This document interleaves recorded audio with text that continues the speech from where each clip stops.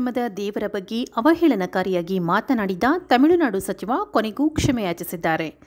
ತಮಿಳುನಾಡು ಅರಣ್ಯ ಸಚಿವ ಕೆ. ಪೊನ್ಮುಡಿ ಅವರು ಹಿಂದೂ ಧಾರ್ಮಿಕ ಗುರುತುಗಳನ್ನು ಅತ್ಯಂತ ಕೆಟ್ಟದಾಗಿ ಬಿಂಬಿಸುವಂತೆ ಮಾತನಾಡಿದರು. ಇದು ಭಾರೀ ಟೀಕೆ ಮತ್ತು ವಿರೋಧಕ್ಕೆ ಕಾರಣವಾಗಿತ್ತು.